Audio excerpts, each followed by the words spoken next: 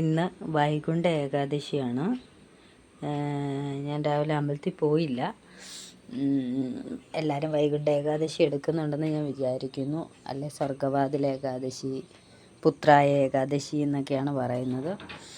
പിന്നെ ഇന്നേ ദിവസം ഇന്നും നാളെ നമ്മൾ തുളസിക്ക് വെള്ളം കൊടുക്കാൻ പാടില്ല, തുളസിയില പിച്ചാൻ പാടില്ല. കാരണം എന്താണെന്ന് ചോദിച്ചാൽ തുളസിക്കും ഏകാദശിയുണ്ട്, തുളസി ദേവിയും ഏകാദശി എടുക്കുന്നുണ്ട്.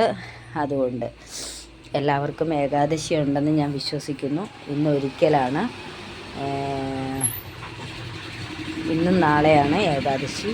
ഇന്നൊരിക്കലിരുന്ന് നാളെ പൂർണ്ണവ്രതം എടുക്കും. പിന്നെ എനിക്ക് ഏകാദശിയുണ്ട്. കഴിഞ്ഞ പ്രാവശ്യം എടുക്കാൻ പറ്റിയില്ല.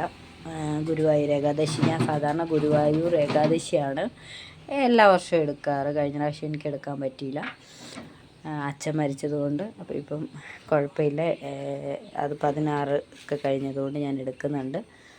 അങ്ങനെ എന്തായാലും ഞാൻ ഏകാദശി എടുക്കുന്നു. നിങ്ങളെല്ലാവരും ഏകാദശി എടുക്കുന്നുണ്ടെന്ന് ഞാൻ വിശ്വസിക്കുന്നു.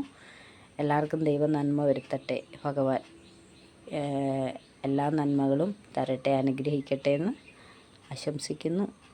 Okay, good morning.